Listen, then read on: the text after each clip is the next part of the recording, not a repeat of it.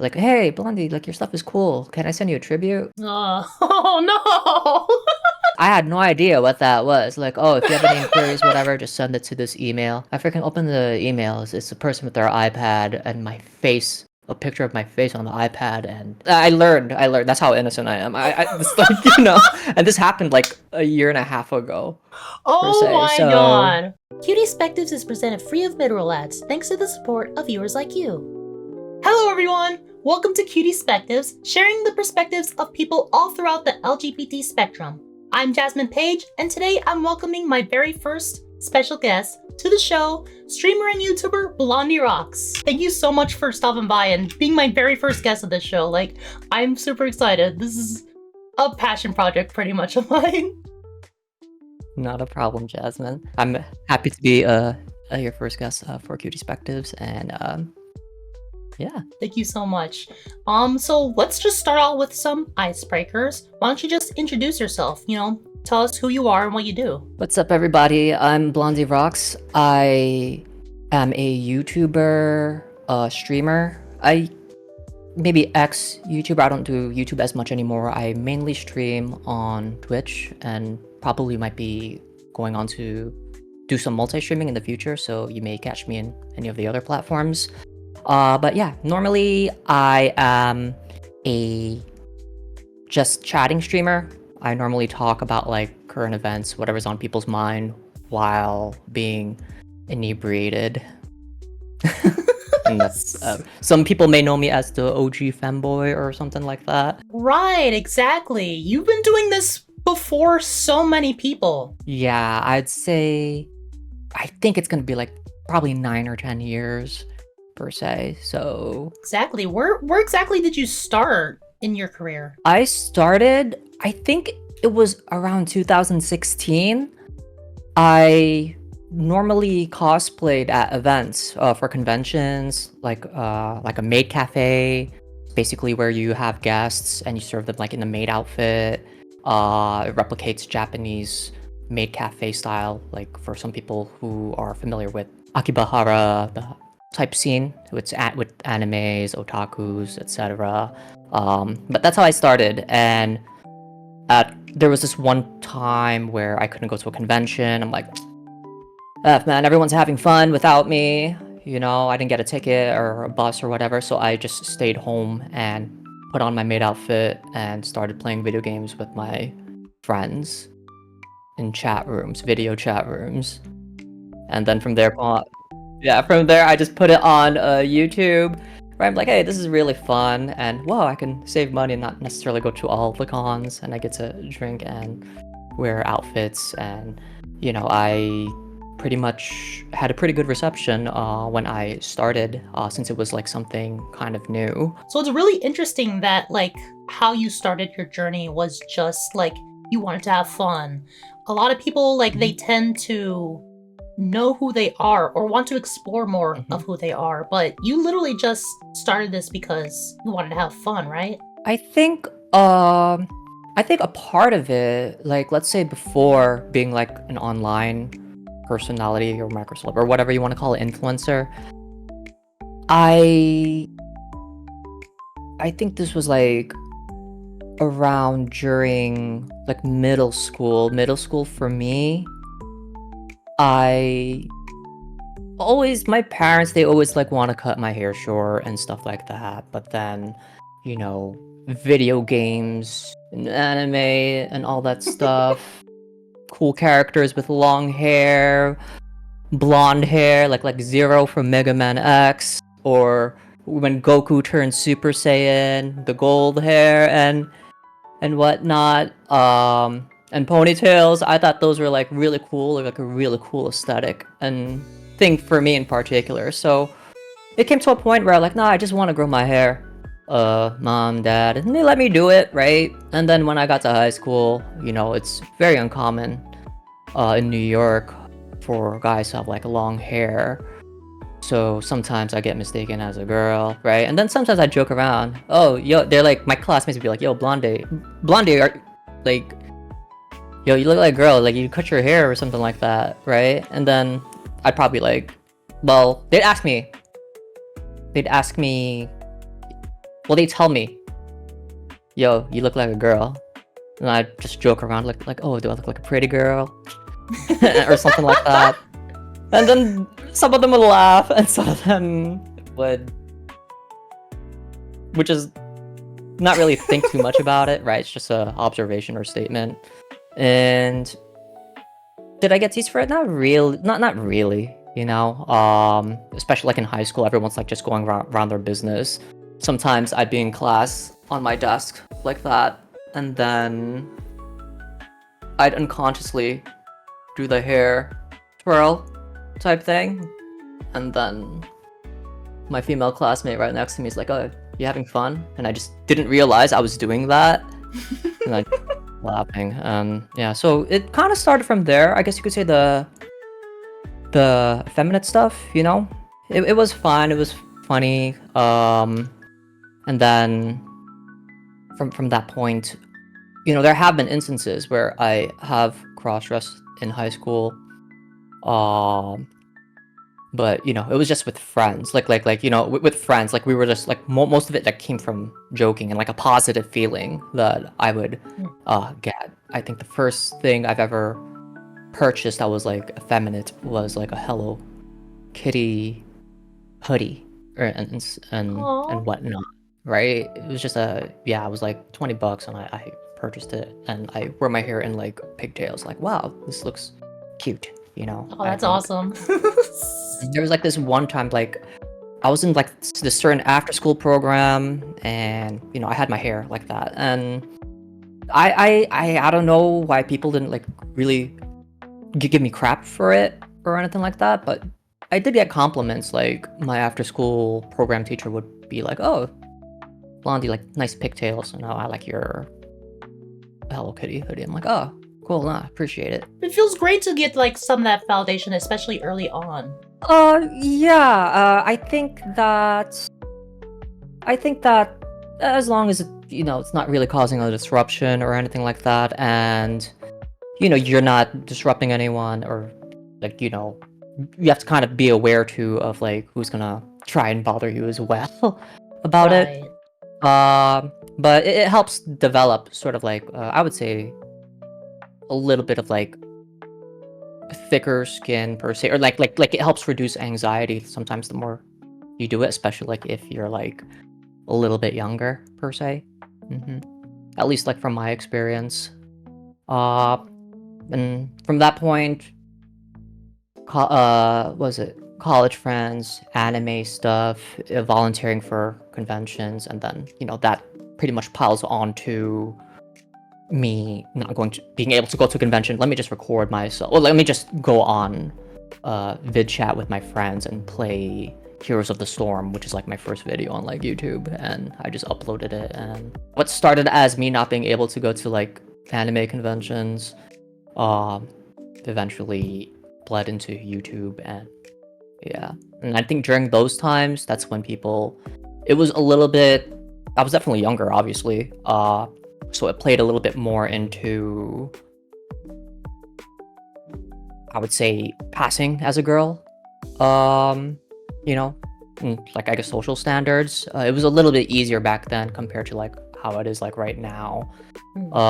So you know, I guess you could get the pass or the validation, and you know, a lot of positive stuff from it. So therefore, that positivity further, you know, manifested itself into like me doing things like whether like Omegle and stuff, which is why I got really popular. Right. I wanted to actually bring that up, like dialing it back to like your content creation, starting out on the platform and everything. You kind of got your start like on like becoming something of building a fan base and everything around creating Omegle videos. Tell us about that experience, because Omegle's not even a thing anymore, and I remember like before I even like met you, like that was a popular thing to do, but I think you were like pretty much the person that started doing that, right? I wouldn't say I was the first. I think it was an idea that I had. I actually can't even remember. I can't remember how I first knew about Omegle, right? But cosplaying at home with friends, like cosplaying at home and vid chatting with friends was like the beginning, and then I my history with the anime conventions was that I used to volunteer for those maid cafes, and I actually got in.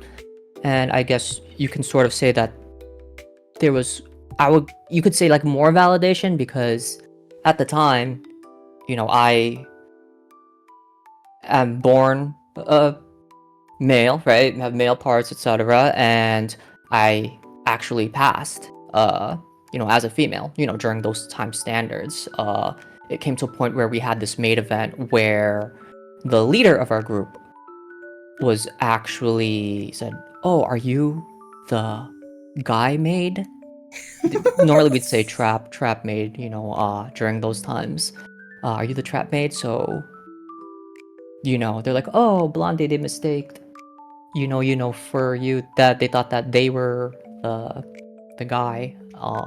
So I think that's validation points. Like, you do feel like a little bit better when, you know, you see it in live. You see it in live happening, and then that's when I continued to do Maid Cafe. Then I went to like other conventions, like, oh, Blondie, you should join this Maid Cafe. Oh, Blondie, there's another Maid Cafe, pop-up Maid Cafe that you want to do. So I kept on doing those, and eventually I stopped. And then I did. Well, I didn't stop, but I was during them.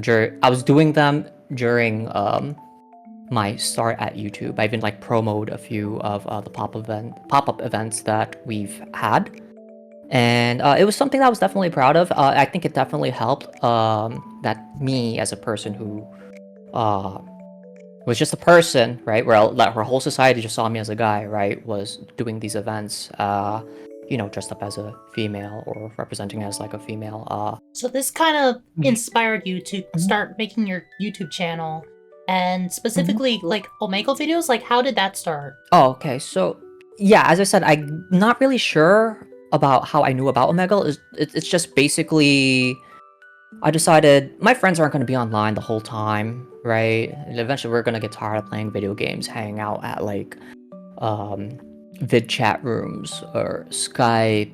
I get recognized, like, oh wow, pretty girl. Then just not actively trying to like tell people like they just they already assume it. Or I'm like, oh okay, what if I do this? Like, I have time and I'm not gonna go into chat rooms all the time. Let me just go on Omegle and like put my skills to the test. Like, does real life mimic the internet? And the internet I feel like is a little bit more easier nowadays, but I just decided to do it for fun. Like, I'm pretty sure that there would be people who would react positively, negatively to it, and for me, it wasn't like I was baiting them most of the time. I would just normally dress like this, and then I think another thing that sort of helped was my girl voice, per se. So Right. it looks like it, sounds like it, therefore it must be it. And then when you drop it down to like a regular, the awe and shock factor is what kind of made those videos popular, especially for the person who's reacting towards them. Like, speaking of like your girl voice, like one of the another huge video that like got you popular as well was like how to do an anime girl voice. Yeah. I still think that video gets views to this day. I think it does too. Not as much because there are like so many right now, and they're like new updated patch notes from other people. But I think that was probably, other than the Omegle videos, I think that was sort of like a legit video, and that was like something that I wanted to do just for fun, right? I think the idea for me, it's like more of the entertainment aspect as opposed to teaching or whatnot. The idea was just creating fun videos that you can look at. I think that was like YouTube for me at the time. It was like more about your personality and the content that you created, as opposed to trying to figure out algorithms and stuff like that. Right, the platform Nowadays, has changed drastically since like the early days of Absolutely. YouTube. But yeah, it was basically the girl voice and the testing myself. It was like sort of testing myself, like, hey, can I pass? And it gave me more opportunities to cosplay without having to wait for a convention. So I kind of passively got better by better. I like the quality of my videos have been getting better in terms of quality and yeah, in terms of production value, I would say. And not viewer wise, but I don't think I'm like too swept up within the numbers as much as I would say used to be like maybe a year or two ago or something like that. And yeah, now you got me editing for you. We haven't even talked Thank about you. That's the reason why I have you on, is because like I work for you. Mhm. I'm your editor. YouTube.com/blondierox, guys. Go check them out. Edits by Thank you. NECA. Mhm. Content by Blondie. But moving on to the next subject. In your particular field, what is your experience with the LGBT community? I know you've mentioned this slightly Mhm. in some of the comments you already made, but is there any Yeah. more experience that you had with like other content creators? I kind of like working with people who I'm comfortable with, per se. You don't have to necessarily be within the LGBT community or anything like that. I think, as for me in particular, I think what I do is like, I guess, female representing. You don't necessarily have to be, of the LGBTQ community. You could be, if it's just basically on orientation. As long as you're like fine to hang out with, you can be chill and mellow at times, but then you could also be entertaining as well, passively. It's sort of like what someone who like mirrors me in sort of that sense. But working with content creators, I know that if a collab does happen, I would assume, or just not even like really think about it, about them being LGBT or anything like that. Like I think it's just whether we meld well together. Some of the majority of content creators, I don't do it as much anymore, because I figured I kind of like sort of like need to focus a little bit more on myself if I am able to, if I even want to even create like amazing content, right? I would have to get people watching first and then ask other people who I feel comfortable with and they feel comfortable with me working together. The reason for that is because I don't want to work so hard for like a project and it doesn't necessarily reciprocate by like I give them a platform, but like I think that if we're gonna work super hard on it, that they should be able to have some of like my viewership as well or something like that. I want to grow it for them as well, but I can't necessarily grow if I'm focused too much on collaborations. So I think it has to like, for me, I'm the type of person like I'm kind of like lone wolf. I try to do everything on my own, but eventually you hit a threshold sometimes, depending on like what you do. But that's just pretty much my style. Yeah, that's my style. But in terms of like LGBTQ, people they either just happen to be a part of it. Some people would assume that they're a part of it, right? I think for me, it's just more of like the feminine representation. The feminine representation, like the aesthetic, is I guess what catches my eye first, per se, and whether like the person is a content creator or whether they just want to hang out and play video games, have a beer or just talk about funny stuff in public forums or Discord VCs. And speaking of like in this particular field on YouTube, streaming, content creation in general, how do you feel like the LGBT community is represented on those platforms? It's very broad in opinion. Broad in opinion, but like normally what I just happen to see is a lot of sad things. When I mean like sad, like people letting out their grievances about certain things happening in the world. It's sometimes it can like be a little overly too sexual and stuff as well. There are instances where you just happen to like be interested like in a video, and the person who presents the video, they either have that as well, but they put it in, they don't necessarily talk about LGBT stuff, they just talk about the content or like maybe like the story, a story, or like maybe about a video game or something like that. they're more focused on the content as opposed to like just having to say that you're LGBT all the time or something like that. I think Right. that's like sort of why like I kind of don't do it, because I just want to, like, I just want to see at face value, like, if you're like a chill person to like hang out with, or if like this is like the content that I want to see per se. I'm more focused like more on the personality as opposed to like any specific movement, because it's group too much, I guess. Like group mentality sometimes can be a little bit, if you don't think this way, how can you call yourself this? Or so it gets very, very dicey, and everyone has like an opinion about it, and they really are very aggressive with the opinion sometimes. So I Right. tend to stay away from those.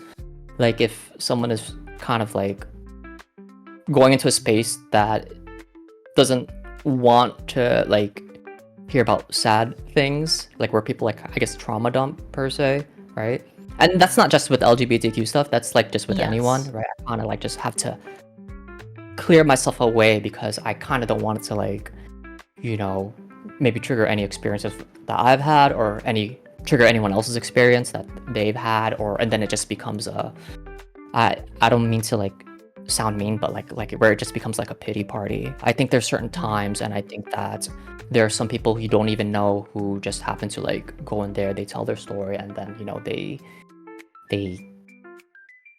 they just, maybe some people, they just want the sympathy or want to be heard. But I think that's something that you should be talking with a close friend, as opposed to like Yeah. just letting everyone know that something bad happened. It happens and it sucks, and but I don't think that I'd have the capacity to like be like that, because sort of like how misery loves company. The more you hear about these bad stories and things, sometimes it can either get you down, or it can either like make you explode. So I tend to steer away from like the drama. A big thing that I always say about my community is to save the drama for your therapist, because that's the proper place Yeah. for that kind of stuff. Trauma dumping doesn't help anyone. It doesn't help Another anyone. thing Yeah. that doesn't really help you too much is being extremist in your views and being Absolutely. tactful and attacking, or almost like debating, like people in Yeah. chat who never asked for a debate. I mean, I will admit I do debates, but they're like, because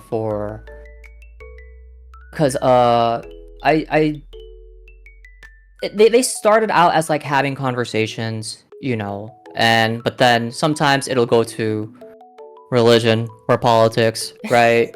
And then I remember like one of like my viewers who like really helped me out, in terms of like supporting my stream financially, right? They like doing politics, like, okay, let me just do a little bit, and then like from there it just becomes a thing, like where it's just arguments. And it doesn't help that sometimes we're all drunk. It like like we get like, I guess for me, I'll speak for myself, like where I'm at a point where I'm like just drinking, and then it lasts for like an hour or two, like after my stream, and then next thing you know, I'm like faced and I can't like really think.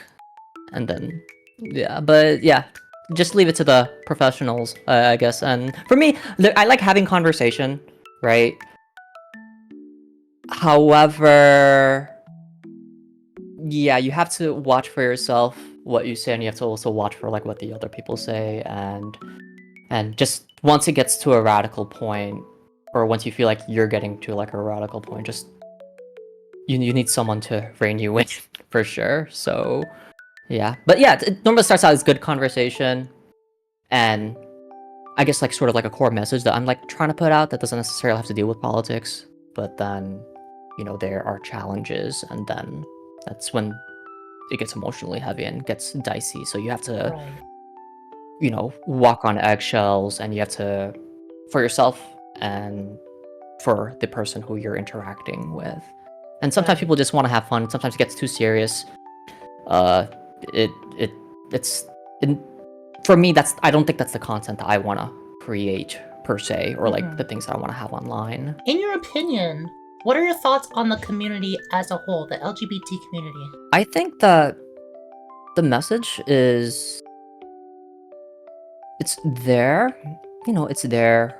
Um, Obviously, I think within every community, and you probably haven't heard this the first time, there's always going to be like, A a bad few rotten egg. apples spoil the bunch. Yeah. Yeah, eggs, apples, take your pick. Sometimes I talk about it like on stream where, I get like a lot of trauma dumping, or like maybe I feel like sometimes I'm being guilt tripped into like not believing like a specific thing. Me personally, I think that I think we as a community should, or they as a community, or the community itself, should focus a little bit less on the sadness and overall, like, trying to understand, like, and approve and assimilate.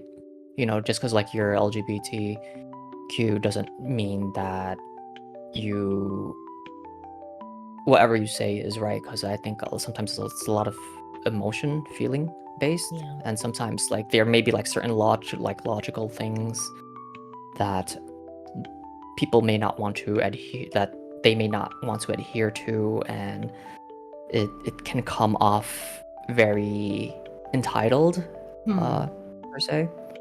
Right. But I think it's a little bit tough because it does like lean into like politics and like religion and all that stuff. Hmm. Yeah. And I think the important part is like just pretty much like trying to reach a middle ground. Yeah, I think the important part is like trying to reach a middle ground, but when you try to like sort of make a point, sometimes you kind of get the answers like, oh, you get carded, like, oh, you don't believe this, therefore you're not us. If you're not with us, you're against us. And I really don't think that makes the movement as a whole. I don't think it's good for the movement at all. Right. I think that what's important is that there is a community that does have its struggles, especially when it comes to like the world that we have right now. But I would sort of say that there's a whole world out there that a whole world, not just the United States. There's like a lot of countries and a lot of places where sometimes that ideology is just like not there, not Yeah. there. And what are you gonna say to them? You can't just call them all the words, all Yeah. the words that people say. So I think there's sort of like a logical understanding when it comes to we should be building bridges, learning how to live together, as opposed to mudslinging, or someone calls you something you don't like and then Yeah.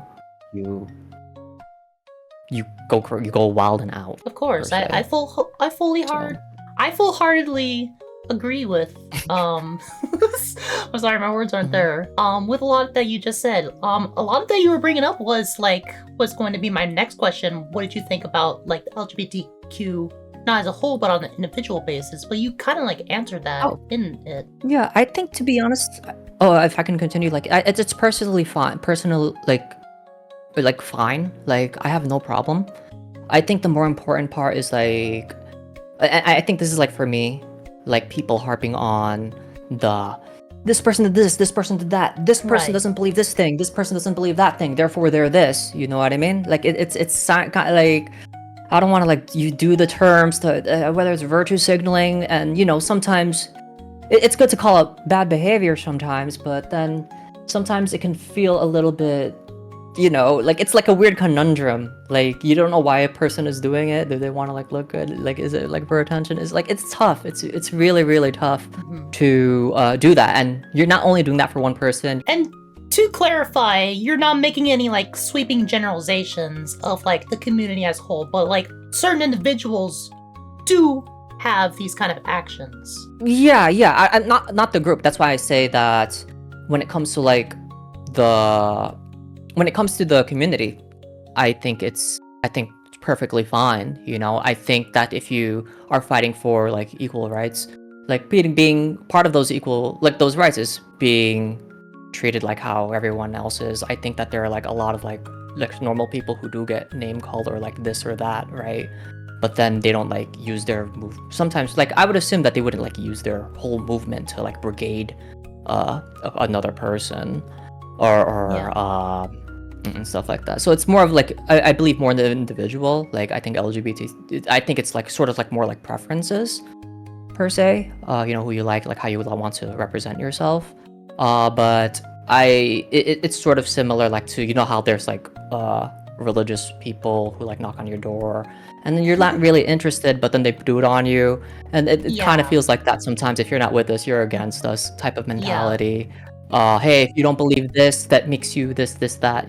There are certain individuals in the community who focus so much on the other rather than like focusing on the community and building it to be stronger and really encapsulating what the community means, which to me is love of your fellow man, like no matter who they are.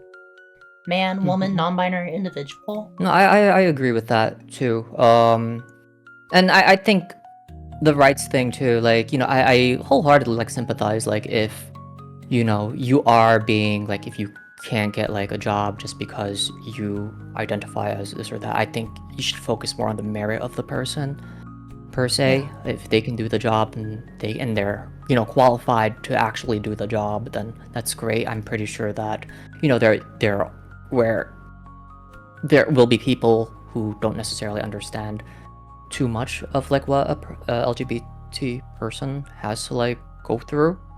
But I think that what the movement can be criticized for, right?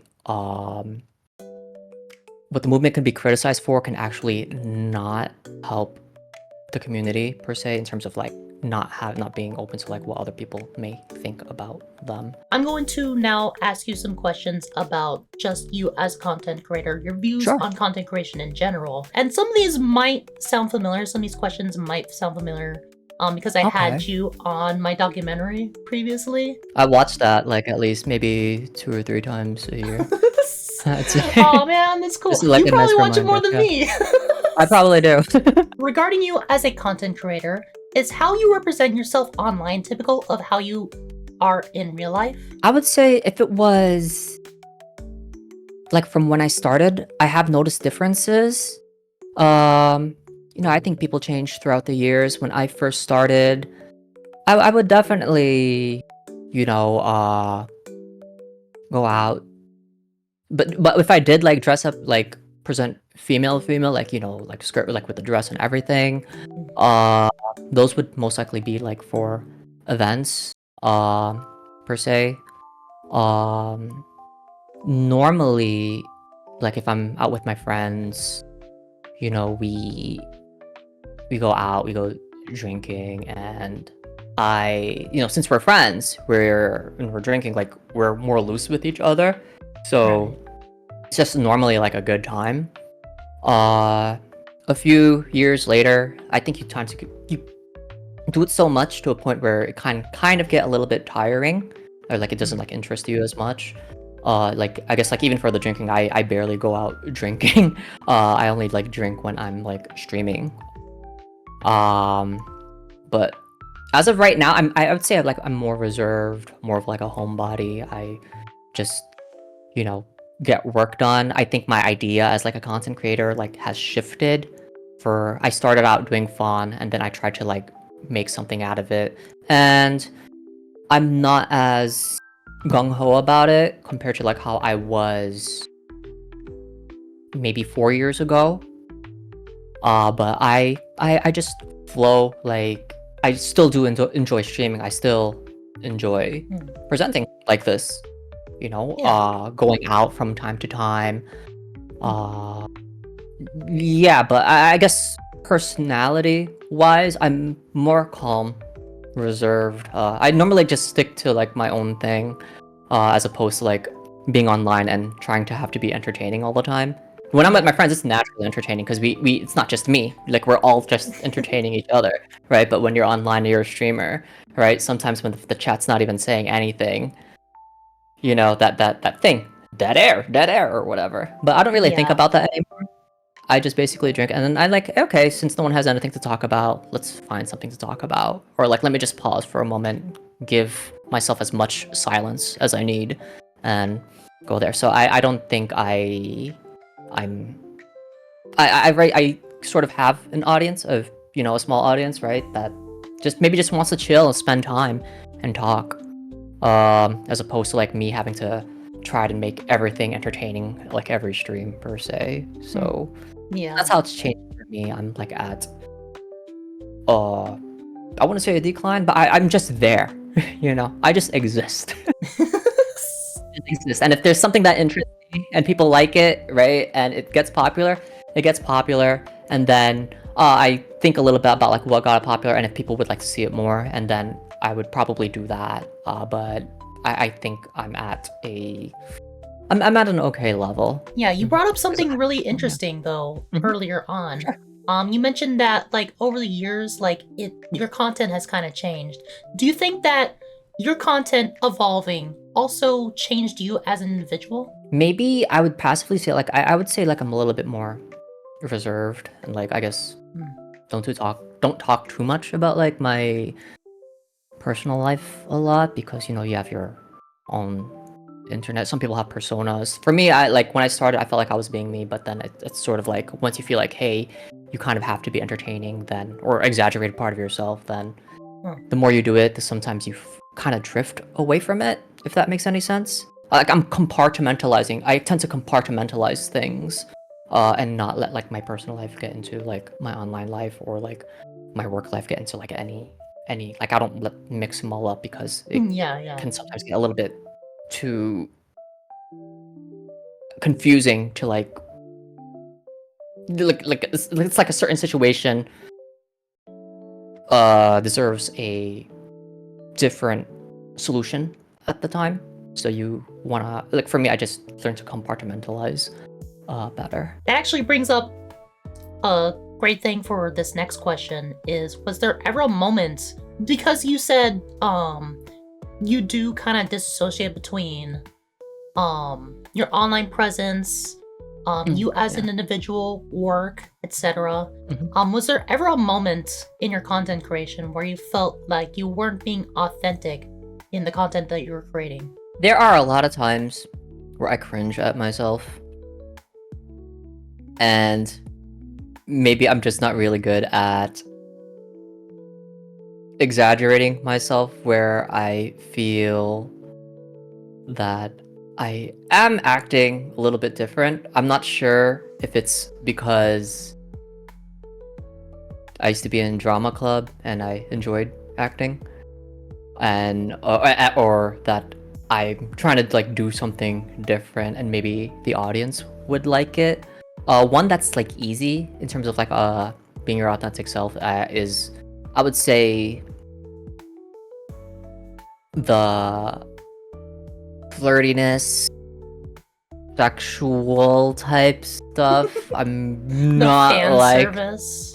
the Fan service. yeah. I'm like, but I think that it's sort of like maybe a natural thing when it comes to like even just presenting looking like a female per se. You know, you kind of like sort of play to the crowd. Sometimes I really don't like doing it. I guess that's why, you know, not that it's a problem, you know, just like, you know, a lot of people could have an OnlyFans or like whatever, but it's just not me. Has it gone through my mind? Yeah, but then I was like, I think maybe that's where the authentically not wanting to do it kind of comes in. Right. You know, sometimes my performance, like, oh, Blondie's just acting, or oh, Blondie Blondie is like, you know, a very sexual big or whatever like that. But I think that's it's like, you know, sex sells, and I just have like a threshold on it, and like, yeah, I'll do something. I'll say a lot of edgy stuff, sexual stuff sometimes, but I don't really mean it. And sometimes if I feel like the audience buys into it too much, I try like, yo, chill, calm down, and I try to do that. That's one thing. In terms of authenticity, like there are times where I could be like, I guess edgy, right? Edgy, like telling jokes that may involve a race or two. I think it depends on the severity. Like either all of it's not good, not bad. For me in particular, growing up, that was like sort of like just a culture where people would like say these things. Obviously, there are certain things I wouldn't say online, right? Yeah. But it normally just depends on like the severity. I take it all in stride. That's why they're jokes. They're not meant to be taken seriously. Right. It's meant for the sake of entertainment. That's not Yeah. necessarily Mhm. reflective of how you think. Yeah, one's authentic way of, but that's where the name calling and the assuming that if you say something that you therefore must be, right? Yeah, but it's just like something that it's just something that I kind of grew up with. For me in particular, like I didn't grow up around a lot of like Asians and stuff like that. I grew up with like Hispanics, and sometimes they be making jokes, like sometimes jokes that go too far, that from to me aren't funny, but sometimes they make like light jokes, and they're funny. It's almost like if a person trips, right? It can look really funny, but then you're sorry for laughing at it. Right. If a person falls and then it look like really funny, then maybe you help them up after, right?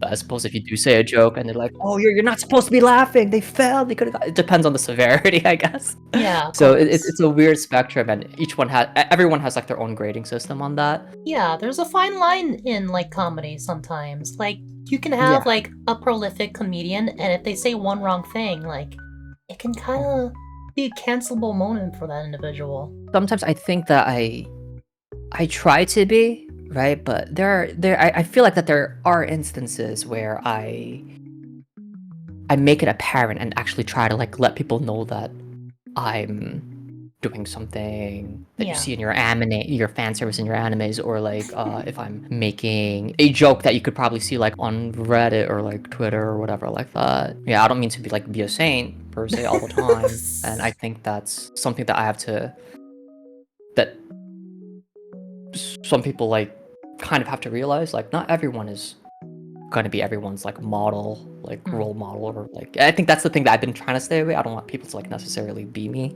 per se. I just want Yes. them to hang out, like be a chill person to hang out with per se. Speaking of hanging out with like some of the people that you do hang out with, you're someone Yeah. who interacts frequently with your community through Twitch chats, on Discord even, you hang out with some of your fans. How do you stave off or handle the notion of parasocial interactions? This is where the compartmentalization comes in. For me in particular, I don't really reply to emails or DMs as much. For me, like if I'm not online, then I'm technically not available if I do get like if it's like something that I guess you could say focus on growth, then sure.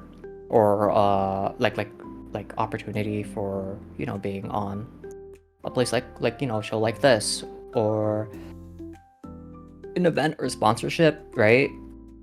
I do look into it, and if I'm interested, I would I'd reply back. But if it's something like, "Hi Blondie, hi Blondie, hi Blondie, hey, how are you?"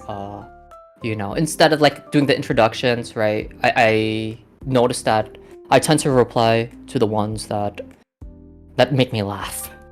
Like if it makes me laugh, then I'm more inclined to reply to it, or Right. maybe sometimes I don't. I do let people know that, hey, I do suck at like replying to stuff, right? That doesn't necessarily have to deal with me as a content creator per se. So it's not that I don't like you or anything. That's like, it's kind of like that. But I do have to explain myself like multiple times that, hey, if I'm online, I'm online. If you want to talk about stuff, let's do it. Let's like feel free to come to the stream. You can ask your questions there. We can have a good time over there. Because as I said, I can't have like my own me time. I can't like sacrifice, like I shouldn't say sacrifice. I need to have my me time, and I need to, keep that there, like just compartmentalize. Yeah, it's healthy and normal. There's separating personal stuff from business stuff, and then like work stuff, like your 9 to 5 stuff, and then your content creation thing. It's sort of like how people have boundaries. It's kind of like that, setting boundaries, and because you once you feel uncomfortable about doing certain things, you're not going to want to do it anymore. So it can also be like that for people who do understand that. I'm grateful and I'm happy that that they understand, that they don't take it the bad way that I'm ghosting them or anything like that. Yeah. I don't mean to. This is just sort of like how I am as a person. You know what I mean? If you do get like very like, because I've heard people talk behind my back, and it's not a big thing. Like, I should already know about this, right? Like, oh, Blondie's flaky. Blondie doesn't want to do this. You know what I mean? And then sometimes it like once a person talks to you, they're automatically like your friend, and they want to know Yeah. everything about you. And then like, oh, how come you didn't think like the clinginess? And then I'm like, but that's my boundary right Right. there. So yeah, if they really like my stuff, like my content and stuff, like I like the product is already there, the streams are already there. But if you want more from me, like, and I'm not comfortable, then you know what I mean? Yeah. Like, sometimes exactly. no means no. For parasociability, right? I think that it's fine. It's something that we do every day. Like, let's say if we're a fan of something, it just depends on the severity. Like, Hideo Kojima, like, I'm a fan of his work, but I'm not gonna like DM them all the time, Yeah. or shoot them a message and expect a reply. And not to say that I am Hideo Kojima, like, oh, you have to be like, I don't have to be popular as Hideo Kojima in order to like not reply to a DM Mhm. or something like that. Right. The reason why sometimes people like probably enjoy my content is because I'm not too stressed or burnt out. I'm pretty sure I would be burnt out if I had to like reply to every hey, how are you? Hey, Yeah. do you want to Naturally hang out? Hey, so. get some help. You know what I mean? But parasociability, it's fine. It just depends on how you take care of yourself. Like, if you're a fan of something, you don't go course. stalking the person that you like, obviously, but Yeah. you appreciate them. If you really like them for like what they do, what they create, you're gonna continue to support them. And sometimes you don't even have to like say it just happens. It just happens, and you don't like, doesn't even have to, it comes off natural, which is like pretty much good. A big part of your branding, at least from my perspective, is showcasing your hobbies, and this is typically centered around gaming, anime, otaku culture in general. This is reflected in your fan base. Wouldn't you agree? I would say it's definitely there. Those are the topics that I tend to like talk about, whether it's computer parts, a new show. It can be pretty much. It's very broad. I feel like right now it's a little bit less anime. But like all of that's like interchangeable. But normally it like when it comes to like my streams, it's even like a 9 o'clock. Like, I always refer to that Billy Joel song, 9 o'clock on a Saturday. It's just like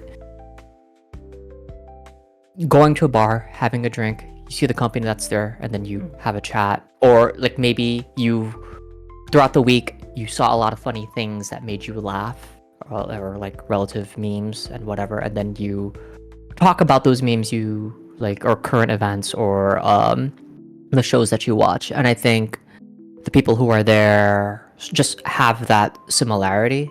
Right now, it just sometimes it can just even go beyond by like how I represent myself, like like aesthetics per se. But even though I still think that does play like a part, but it's like more balanced. Like, I'm not just a person that can present female or whatever. There's like, I guess that's sort of like the substance. Cool. So you'd say that like a lot of the things that you share with your audience, like they are reciprocant of that, right? I would say, yeah. When you think about it, I tend to go off the flow of who's there. Sometimes I may have like lurkers over there. But as I said before, like, if the chat gets dry and we have like a certain amount of time, we'd fill that space with what's new happening, or something that comes to mind. It just happens to play itself out if there's like really not much to talk about, because I don't want to feel like I always have to have content at the spot over there sometimes, because that's sort of like adding like another thing to you become too content specific on those things, and then it kind of starts to become more like work, and then you kind of don't want to do it anymore. if that makes any sense. No, So I totally. try to like I go with totally the agree. flow. You go with the flow, like as I said, like I did like acting. I was in drama club like during high school.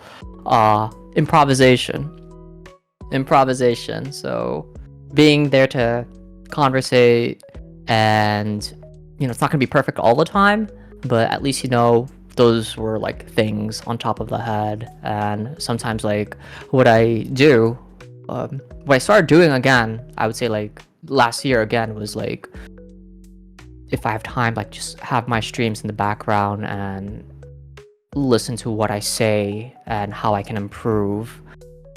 And there's always, I think there's always going to be a room for improvement for me when it comes to that, because even for a show like this, I tend to use and stutter a lot. That's something that I notice. And this is a common thing for a lot of people. Yeah. Like, no worries on that part. yeah, but I don't want to. Neka, I don't want to. I've Then been go ahead streaming and for take a like speech class, Blondie. What are you Six- waiting for? But I wouldn't be as cool because now I'd be a No, I'm just kidding. A manufactured talent. This is what gives me my charm. People like to help the feeble failed actress of the show that they're watching. They want those emotions. I wouldn't necessarily think that you're like a failed actress or something, but it is part of your charm. It's part of your character, I feel. It's part of your branding too. And speaking of that, Yeah. like, even though you have those like certain individuals who watch your show, a lot, or at least a part of your fan base or audience are trans or have transitioned since viewing your Yeah. content, despite you not being your trans yourself. Why do you think your content attracts so many trans people? I would probably say, everyone has like their own way of approaching. Like I would say maybe their transness. Some can just be specific, for aesthetic. Some, like I think there's like a whole spectrum with even like being trans itself. And I think that's great. Like it kind of it I'd like to say that they're I wouldn't say that they're completely there because of like what I identify as. I would like to hope to think that they're for me to be there like as a person. And I think that there are some important things that they feel like what I'm talking about when it comes to like I guess maybe I'm saying something that isn't being said in the community per se, and they either like what I have to say or they are trying to, maybe they're going through that same motion, maybe that motion, you know what I mean. That's why like even like when it comes to like politics or something like that, if you're a conservative, liberal, or whatever third party, right, maybe they take themselves out of that thought process, and they're there for like a show per se. Comedians they make like a lot of off-kilter jokes, right, but people still go to their show and maybe they find it entertaining. Maybe they got to know me as a person throughout all these years and see beyond my aesthetic representation and stay for more of the talks and the silly things that I do. Right. Maybe I look like I pass the part, as a woman or a trans woman, and they want the aesthetic. I really can't say. Everyone has their own thing, but I am appreciative. I'm super duper appreciative of that. Because, as I've said, I'm doing my best to try to be open, but once it gets too radical, like, I've gotta put a halt to it, because we're not there to make things, radical. We're there to try and have a good time. And once the trauma dumping or like once the hate, the finger pointing and stuff like that happens, then no one's gonna have a good time, and it's just not gonna reflect on like for any community in general. Yeah, so I appreciate y'all, who are trans, non-binary, whatever way, not a problem with me, like if you're like same thing with religion, like if you're this, that, not a problem with me, just don't force or guilt trip me into one for one believing everything, because I think it's important, if you want to be open and diverse, we also have to, be open and diverse with people who may not necessarily have the same beliefs.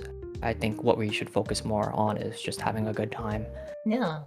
We're all on this planet together. We're all human. It doesn't matter like if they have like a different perspective than you, which is why I wanted to start this show in the first place, was to like establish different perspectives like with people within the community, because like the community as a whole, it represents something like peaceful and love, but every individual has their own opinions and perspectives on the community itself.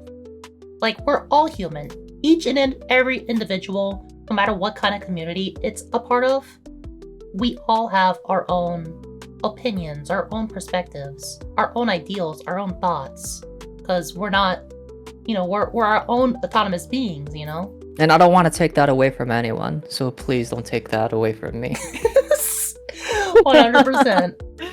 I'm there with you, and I appreciate you having this show, because Of course. I'm very curious to hear about other perspectives as well. It's great because you get to know the person on a little close to personal level, as opposed to them like in a crowd, or like whether they have to perform or whether they have to.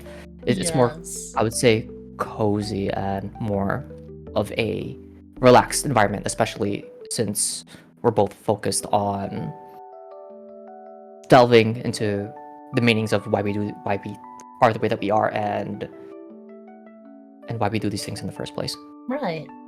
Now, going back to the previous topic, something that like I want to get kind of your opinion on, because this is a personal perspective for me. Sure. I know you typically don't do the anime thing, and you don't really do a lot of like gaming or anything as you used to, but this is how you got kind of a start. A lot of your fans who have transitioned or were trans to begin with started out with that kind of content. To me, that's kind of telling that, because a lot of trans people that I know, they're into these kind of things. They're into video games, anime. They're into kind of like this countercultural movements in general. They like, there's even a lot of trans people that I know who are into like hard rock and heavy metal. These kind of counterculture medias that they consume. Do you share this kind of like perspective that I have, that trans people are attracted to things that are intuitive of counterculture, because perhaps society in general doesn't agree with their way of living? I think it's interesting that you bring that up, and that's also tough to say, since I guess like gaming, a lot of things are going like mainstream as of like right now. Yeah. I mean, so there these things is started that. out as counterculture. Not gonna lie, like hard rock and heavy metal had their time in the spotlight too. There's also for you, and being in New York, rap and hip hop, they started out as counterculture movements as well, but then exploded into popularity. Yeah, nerds, but that still video games, this anime, stuff doesn't. otaku is going. Yeah. Now that it's mainstream, it still doesn't denote like how it started out. Of how it was in the past. Okay, yeah. No, I think that's perfectly fine. For trans people in particular, I think, I guess it comes off that way. It comes off that way.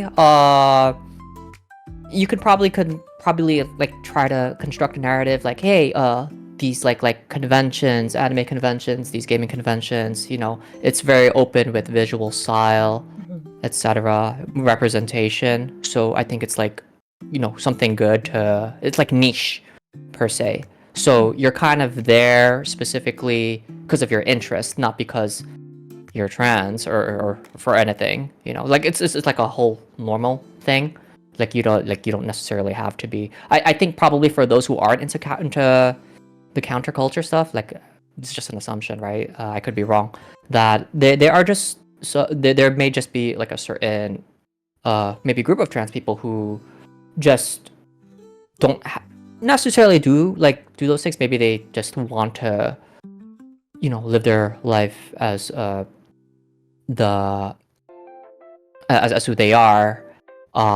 They want to get like just a regular job. Maybe they want to uh you know just have kids or something of the sort, because it's tough to say, like counterculture, like, I guess like the only thing would probably be like books and like movies, right? That wouldn't necessarily go into counterculture, but I'm pretty sure that there are like trans people who don't necessarily play games as much. This is on a certain individual basis. Again, it's not trying to. Yeah, I'm not trying to yeah. make any kind of sweeping generalizations. This is just like a Mhm. common thread that I've witnessed because, like, I'm a fan of a lot of Mhm. these things too, and all my trans friends are also into a lot of these things. This isn't typical of like all trans people, but it is. I do notice a correlation. I would probably assume so, but you know, it's a little bit. I'm not sure how to say it, because like let's say like there's a trans person that just likes literature and stuff like that, and maybe they have a book club, right? And probably what, like, you know, it's not really necessary as counterculture, right? Then maybe they just like to read books, but maybe but then they don't really do those things to like get themselves out there per se. I mean, maybe they have like their own like circle of uh you know, friends that just like to read books, and you know, but I see where you're coming from. It's not necessarily just saying trans people are into this kind of movement. It's just like a common thread that I've seen in trans people. Mhm. More so than not sometimes, to be honest. And I think I can make a correlation, or someone can, maybe someone with more like degrees or something than me, can make a correlation between the attraction of counterculture and being trans or being LGBTQ. I can probably drop a narrative, but then again, it's not gonna be like reflective on like what I truly think. I think that it's just basically if people like what they like, and if some people just happen to notice that trans people like those things, I just normally like chalk it up to like just individuals in general just happening to like things per se, like but if I did want to like draw a narrative, hey, maybe it stems from I could like, you know, psychoanalyze, and maybe it stems from counterculture, why its relation towards the trans community is because, you know, they sort of like escapism into like maybe these specific things that they like, and you know, that normal society, right, mainstream society didn't like at the time, so their interest for that in like they hang out with like you. I think like it's more accepting, as I said, like anime panels or yeah, they like anime conventions or any type of conventions that you're interested in. Like you sort of get off that anxiety that you're actually there to like talk more about the things that you're interested, as opposed to, you know, how society treats you. Because I think everyone's there for a good time. You know what I mean? Yeah. Thank you so much for indulging me on I that. did try. This is something that like I've been thinking of, and I think I do need to meditate on it more, and also ask for other people's opinions on it. Going back to you having these kind of trans individual, LGBT in general viewership, you yourself didn't end up part of the LGBT community voluntarily. Rather, you kind of fell into it due to how you represent yourself, being feminine. Is that accurate? You know, you still go by he, him pronouns. You still refer yourself as male, man, simply as a crossdresser for the time being. For me in particular, I don't really think about the pronouns thing. For me, I'm okay with whatever. I try not to, like, I would say, delve into the the beliefs of like whatever is. As I said, like I'm normally there for like the person per se. I'm not like too LGBT focused. I think some people would say you are because you're this, but then I tell them, but I'm not really. I don't feel that way. So now some people could take it the wrong way and like, wow, I have this person from the LGBT telling me that I am, but then I don't feel. So it's like a conundrum, a weird conundrum. Wait, so if I think that you're something and you're not something, like then, so like I just flow with it like naturally. I don't really like think too much of LGBT Q stuff. For me, it's just the person, you know. It's you as the individual, and that's who you're trying to present yourself as. You're not trying to be like part of something greater. You're just being yourself. Yeah, I would say that. I have seen that some people in your community have brought up the opinion that you are something more.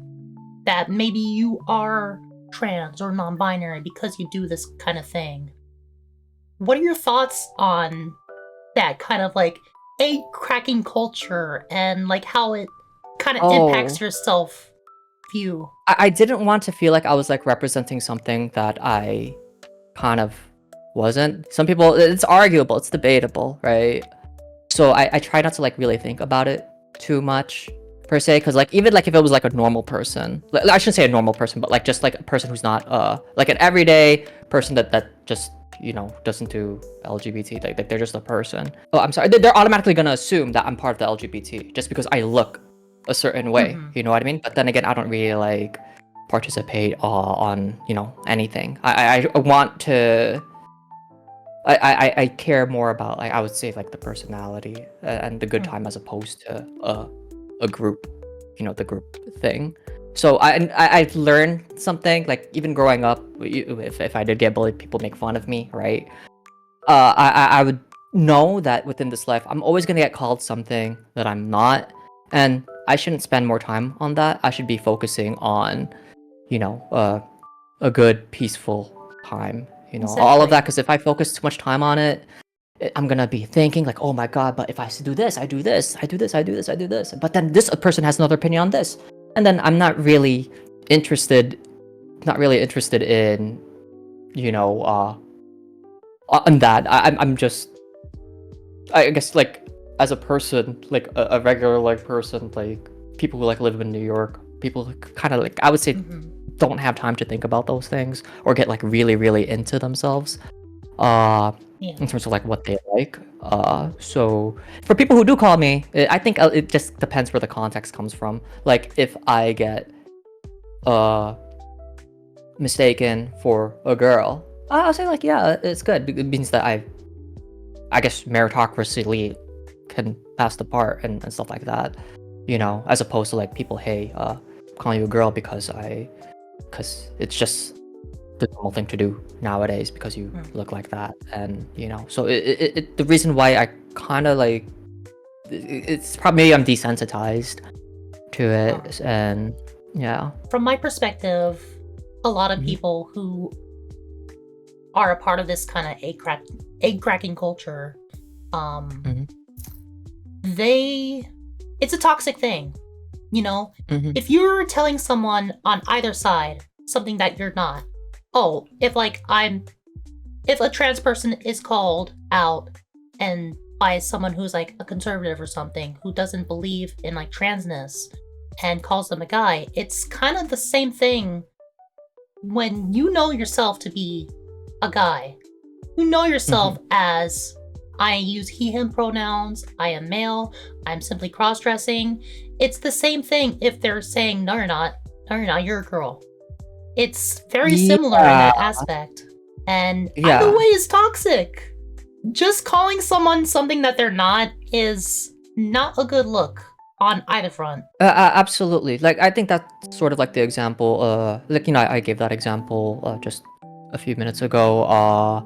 And I think that's the thing that I kind of don't, like people policing and like there's just it's too broad too broad of like a thing, and I think like it's emotional logic based. Some people like draw their thing, like it just becomes too much to a point where maybe you don't really care anymore and you just want to have a good time, and like like I think that it's good to address, but I think that you should address it to people who are interested about those things, not to people who may not be interested or like just not good to have like the thing. But yeah, I agree with you. It's bad on either side, and I think that's pretty much like I grew up like knowing that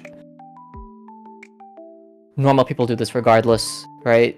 Like when I mean normal, I mean like everyday people like do this regardless. But it's definitely a criticism on them. Like you know what I mean? Like no one harps on it as much because I think it's like a growing part of life. For the egg cracking stuff, and maybe like the reasons as to why they want it. Maybe they want more people in their group. Like I'm not sure like what's the motive for it other than wanting other people to be part of their I couldn't thing. tell you, honestly. Just like a religion. I don't know. I really don't know. Like I think religions do that. It's important for the individual themselves to find out about themselves on their own. Maybe it's good to stay informed on these kind of things, but to call someone something that they're not and then they end up believing it and regretting it in the future, it can lead to like detrimental side effects, Absolutely. especially like on the mental.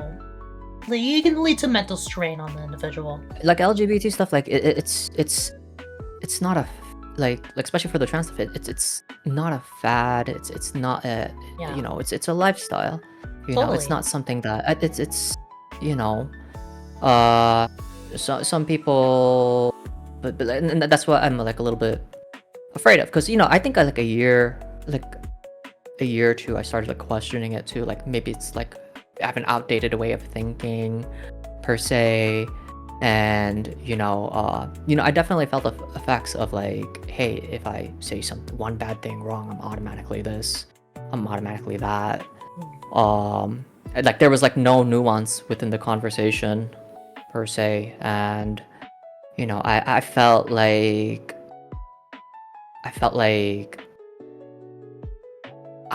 I'm torn, like I don't even like know where I belong per se. So I for some reason I felt like really sad, and I hate like traumatizing a bit part of that. There were times where I would like take my breaks just trying to go to sleep and like not even eat for like a few days, and I told myself like that this is my problem, I'm the only one that should solve it, it's like an internal problem. And then the best solution that I came up with, that everyone is going to have an opinion, and the idea is just to learn to live that not everything is going to go your way, and you can control what you only control, and what you should be focusing on is the things that you want for yourself in life, what you want for yourself in life. And if you do have friends along the way, and you with each other, not in a physical sense, but like get along well, and you share that idea of like wanting each other to be happy, they don't have to be like a significant other, then you continue to do that. You know yourself better than anyone else. Like, you can let other people like influence who they think you are. You know yourself better than anyone else, and you shouldn't let anyone else say who you are, because they don't know you like you do. Just to kind of cut off like what you're saying. So speaking of that, how do you normally confront someone who is trying to convince you that you're something that you're not? First, I think it depends on like who you're dealing with, per se. If it's someone who is like radical or just are like stuck like one track minded per se, I learned to like not convince them, like, hey, like maybe they won't accept you, but then whether you want to accept them or not, sometimes it's not really up to your decision per se. So instead of fighting fire with fire, you fight fire with either water, or you just run away from the fire. So that's for one specific, like not for one, like that's for like people who are like radical. Right. So you'd rather walk away from the situation rather than confront people Yeah. like that. Okay. Yeah, because you know, like what like you have to like understand like where they're coming from. Like they're like, are you gonna like spend a lot of time on this? Like sometimes people don't like being told what to do, per se, or how to think. But like let's say if you do have someone who's like interested, they wouldn't come at you like that. You know, you'd have a conversation, but then it normally just boils down to, I guess, the core beliefs. You know, sometimes the core belief can be like a religion or like a specific ideology that that makes you emotionally feel better, per se. Like I don't like the fact that, you know, that there will always be killers and like murderers in the future, like from here on in, right? But it's just something you kind of have to like learn to live. I'm not going to convince a serial killer to not kill me. They're gonna just do it anyway, you know what I mean? Right. So like you gotta pick and choose your battles. And for people who like, I think that, you know, like I'll still give respect to like what they are saying too, right? But I just let them know of my thought process. Like we don't necessarily have to agree on everything,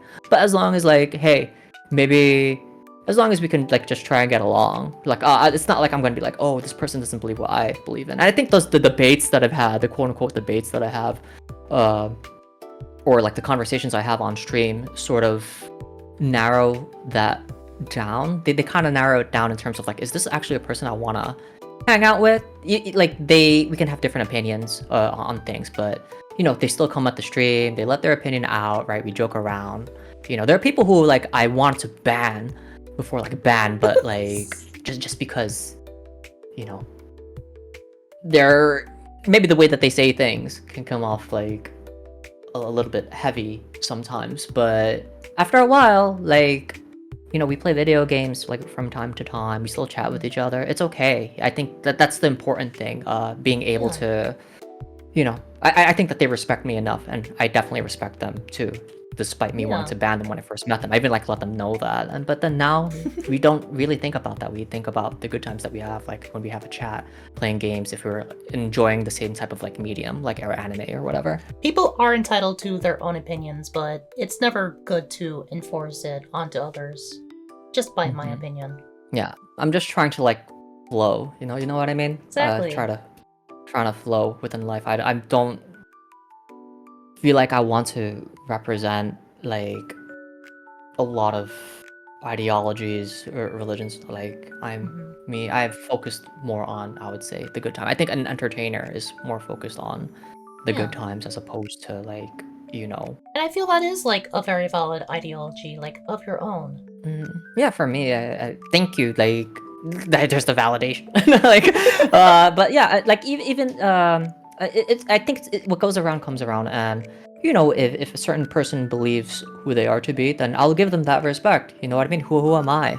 I'm not gonna live a long life. I'm not gonna be here for like a test of time. I'm not gonna, you know, I probably won't even see them like in a day, 2, 3 days. Like I think online life is like very different from like from people's day to day. Well, let's change up the subject completely with this last line of questioning. And it's funny that you kind of brought this up earlier in the video. Yeah.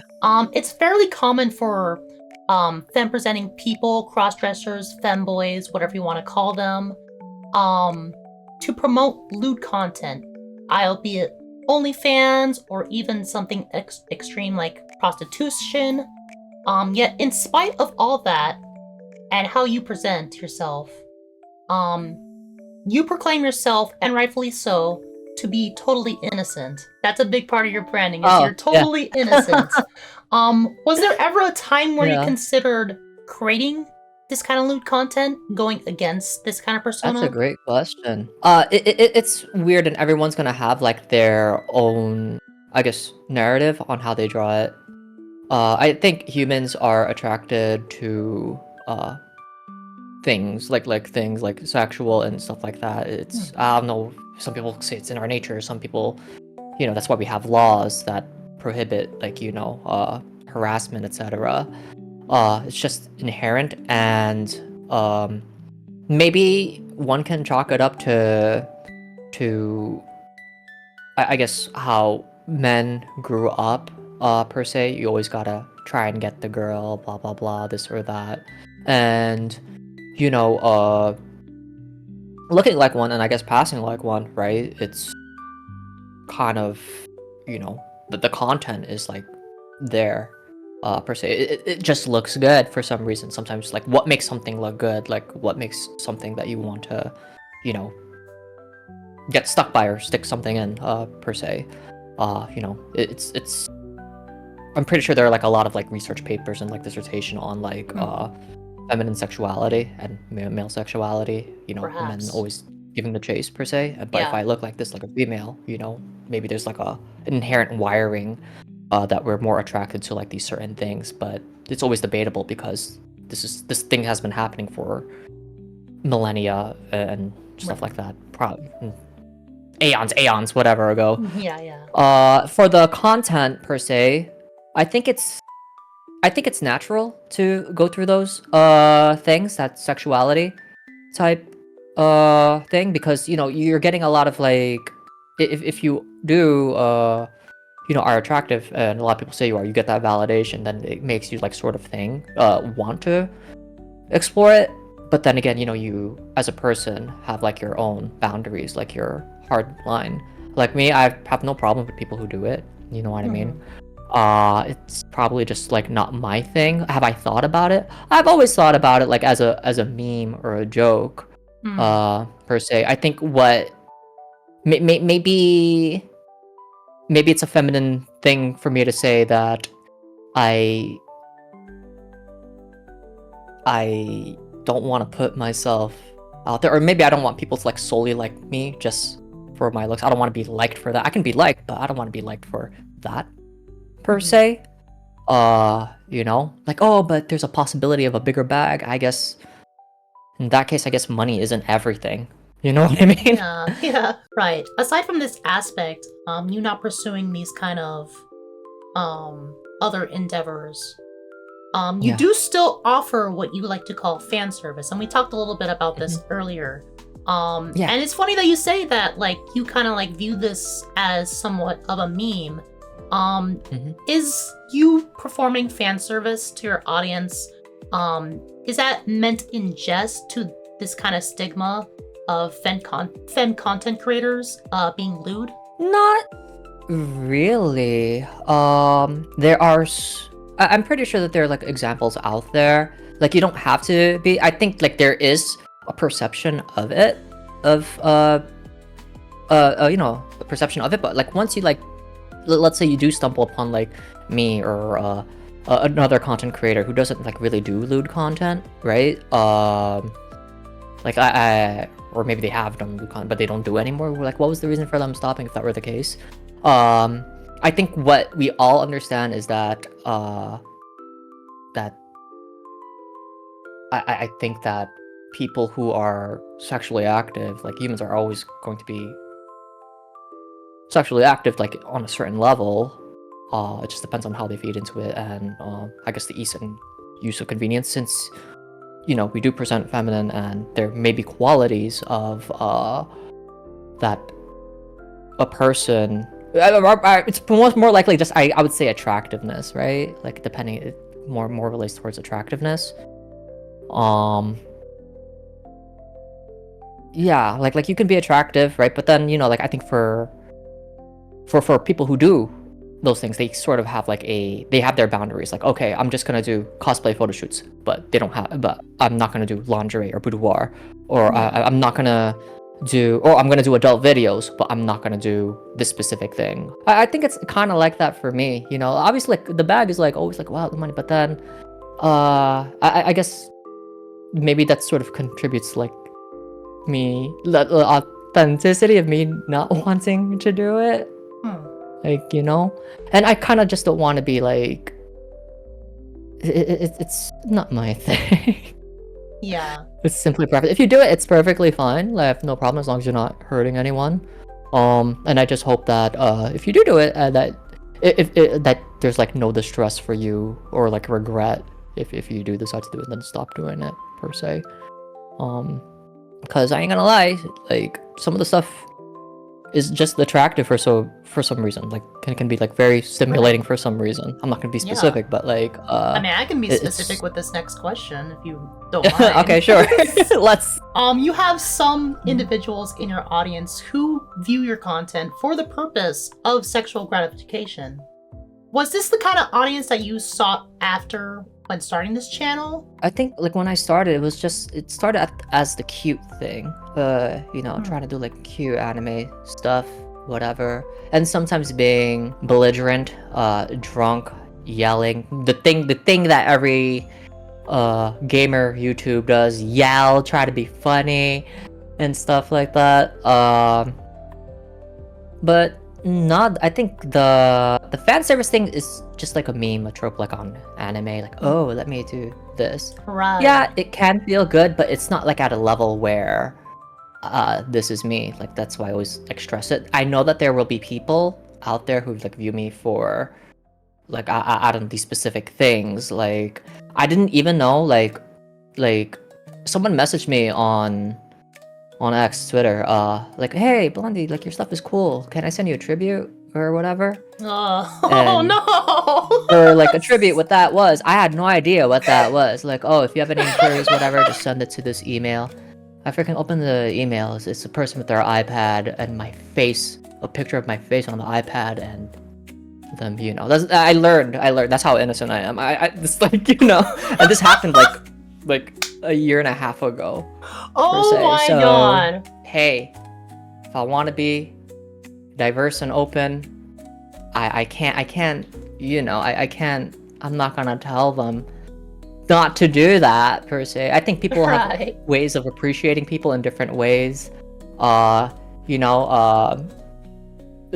a lot of bodies out there that are like prettier, attractive than mine or whatever, or like things that I do that do better, but they're there for a reason. They chose me, so I kind of look a little bit flattering, but yeah, it's still kind of weird, Right. In this kind of sense, has your view of your content evolved since accumulating such an audience? I really haven't done like a lot of active promotion for myself in terms of like, I think we spoke about like marketing before, but and I think maybe my streams are just like something good for like maybe a nice small crowd, since I don't want to focus on the numbers too much. Once you focus on the numbers too much, sometimes it could like make or break you. I think I'm content with what I have. I think I've gotten smarter for sure and know more of myself as a person. Because sometimes you kind of have to like throughout time and like the years that a person has been doing this, they tend to like realize growth as a person, like within themselves. Specifically, like your view of your content evolving in the aspect of these kind of people in your audience, these people who seek sexual gratification out of you. Has your idea of your content evolved because you've accumulated some of that kind of audience? I wouldn't say so too much, because like even when I used to do like photo shoots or like on Patreon and things like that, they were never sexually suggestive, like super duper. They're just like more like going out, and I haven't like really done them in a while. I feel kind of like, I think it's probably part of my conscience, like I don't want to like lead people on, especially when it comes back to the parasociality, like, oh my god, I love you so much, I want to get married to you, I want to all these sweet nothings, like but I'm not here for that, I'm not here for that. And like the fan service stuff, I hope it's like the fan service I do is, it's not like softcore, pornography or anything like, or hardcore pornography. I think that I would personally feel bad if I ever decide to go through that route, because it's just not me per se. I've thought about like, oh, what if I just do this? What if I do that? Should like, I didn't start YouTube to sell lewds or dudes on the internet. And I think part of me is like, the fan service, like the anime, because it relates towards the anime stuff. And sometimes if you're like, people deem you attractive, right? Sometimes you want to show off that femininity, but you don't go to like extreme lengths of like, hey guys, I'm gonna release my, thing my first time. Normally people like who are pursuing this kind of fan servicey acts, specifically based on anime, I feel like it's a little different on your part, specifically because you are this individual who is presenting as femme, because things like, I mean, even tags like crossdresser and femboy are sometimes blocked for being sexually explicit on certain platforms, like specifically Instagram. I have dealt with that kind of thing. All these kind of like terms that are reflective of an individual and how they just appear or represent it has this kind of stigma of being hypersexualized. So in that regard, do you think that this specific aspect of femboys or crossdressers being utilized as porn terms dehumanizes the subject in the eyes or the thought of the seeker? For me personally, when I look at the term femboy and stuff, it's more just like, oh, these are the terms that are being used right now. But for like the internet stuff, I think, I mean, like for the lewd, the adult stuff, you have a problem? Does it dehumanize? I say this in particular because this has been a problem with individuals, and I'm not saying it's on the same scale or level, but anything that's like aesthetic in terms of like a pornography term, like a person's race or color of skin or their body type, it's sometimes it can lead to the dehumanization of those individuals in the person's eyes or mind. They are seen more as an object of sexual gratification rather than seeing them as an individual. And just because you're representing as this person is potentially dehumanizing you and labeling you as nothing more than an object of sexual gratification. Do you agree or disagree with this notion? Not completely. I think the onus is like basically on the person who like views them that way, because I think there are like varying degrees. You can probably like, hey, like first of all, dehumanizing. I know that there are obviously like, certain individuals who just can't control, who just don't really think or care about edit. They just do it to do it. But I think you can sort of like call it off the bat, call them off the bat, like the way that they talk to you, the way that they, Dehumanization may be an extreme word, but even on like a small scale, there could be like some kind of dehumanizing aspects where you're not necessarily looking at the individual. You are searching this term because you want this kind of style, not for an individual. Oh, okay. Yeah, I think, as I said, it relates upon to the onus of the person. If you are looking for like reference, just like it's more of like a search label, like in terms of like this is the type of style that you want when it comes to like the sexual stuff. Then I think it's fair per se. I think it's like it's fair, but I can also understand as like why people wouldn't like that. Maybe if there's like another term, but I think it's a classification, maybe the classification of aesthetic, or it depends on how you read, like what your definition for the word is and how you read into it. Me, I don't really think about it too much. If I am looking for like an aesthetic, a style, right, then I would look up the term that is like relative, because maybe I'll find something. If and that's pretty much it. Like but for the sexual stuff, like it can be dicey, because like you kind of don't want to be like, oh, I'm king shaming or something like that or whatever. Right. It's not. We're not king shaming here. I'm just like to really be clear. Just to be really clear. I like the question. I just wish I could give a more clarifying answer. Right. In my view, probably indifferent. In my view, human beings are aesthetic individuals. We are attracted to what we are attracted to. With the influx of things like dating apps, Tinder, any kind of like social media platforms where we are attracted to just the person's face and not like reading their bio or anything, it has kind of heightened that sense of, maybe dehumanizing is an extreme word, but not seeing the individual as an individual, only seeing them in regarding to that particular aesthetic that you're looking for. Who knows? Like maybe in the future we will try to come up with like more words. Like we could always try and create more words that are, I guess you could say, respectful. Those words could exist already, but we're not like culture majors here. Like we're just two people on the internet.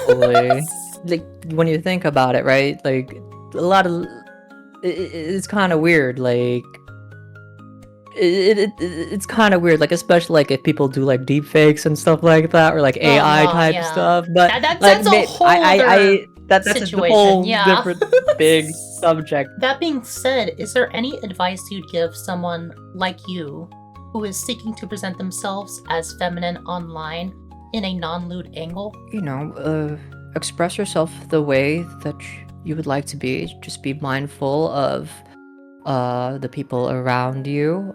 Be mindful of, you know, their opinions. Don't you know, I guess pick and choose your battles. Like think for your day-to-day self. Yeah, I would say like focus on like yourself as an individual. And I think, you know, just be careful and critical of yourself as well. Be yourself, but be open to other people's opinions as well. Don't automatically think that if they did think different than you, you know, learn to live with these things. Like, you know, temper yourself, strengthen up yourself. You know, you don't always have to attack all the time. Surround yourself with those who are loving and caring. Just go and have a happy life, right? All right, that about wraps up all my questions that I have for you. Thank you so much for being a part of the show. Remind everyone where they can find you. Hey, I'm Blondie Rox. You can find me on twitch.tv/blondierox. I stream Monday and Fridays, normally from 10 p.m. to 12 a.m. Eastern Standard Time.